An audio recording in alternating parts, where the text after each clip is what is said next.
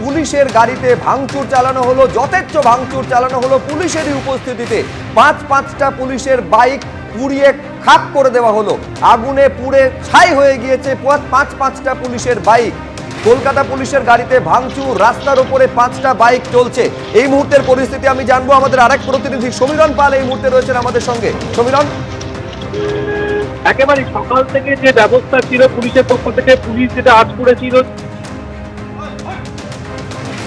Police আগাম জানা সত্ত্বেও কি করে বারবার দফায় দফায় উত্তপ্ত হলো ভাঙড়ের বালিগাদায় গাছের গুড়ি ফেলে যেভাবে রাস্তা অবরোধ করা হয়, তারপরে পুলিশ বাহিনী যায়, অবরোধ তুলতে গেলে পুলিশের সঙ্গে দফায় দফায় সংঘর্ষ হয়।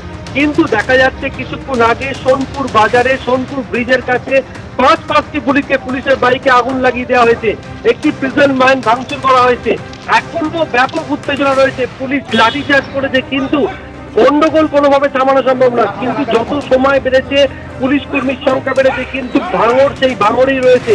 জায়গায় জায়গায় অশান্তি। আজকে যেহেতু নৌসাদ সিদ্দিকীর জমায়েত ছিল এবং নৌসাদ সিদ্দিকীর জমায়েতে যোগদান করার জন্য শতাধিক গাড়িতে করে আইএসএফ সমর্থকরা বাসন্তী হাইওয়ে দিয়ে যখন যাওয়ার পরিকল্পনা করছে, তখন পুলিশের পক্ষ থেকে বাধা দেওয়া হয়। তার ফলে জায়গায় জায়গায় বাসন্তী হাইওয়েতে অবরোধ তৈরি হয় এবং তার ফলে একটা উত্তেজনার পরিস্থিতি তৈরি হয়, দফায় দফায় পুলিশের সঙ্গে সংঘর্ষ।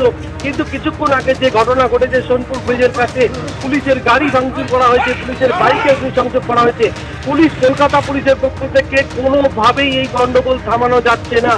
কিন্তু আইএসএফ সমর্থকরা তারা কলকাতায় যাবেন জমায়েত করতে, সেই আগাম খবর পুলিশ এখানে ছিল, কিন্তু পুলিশ কর্মীর সংখ্যা যথেষ্ট বেশি ছিল, কিন্তু পুলিশের সামনেই পুলিশের বাইকে আগুন লাগিয়ে দেওয়া হলো, গাড়ি ভাঙচুর করা হলো।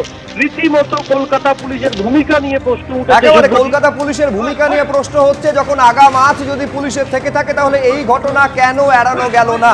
যে ছবি আপনারা দেখতে পাচ্ছেন, উদ্বেগজনক, পাঁচটা পুলিশের বাইকে আগুন ধরিয়ে দেওয়া হয়েছে, পুলিশের গাড়িতে ভাঙচুর চালানো হয়েছে। পড়ে রয়েছে, একেবারে উল্টে পড়ে রয়েছে, দেখতে পাওয়া যাচ্ছে।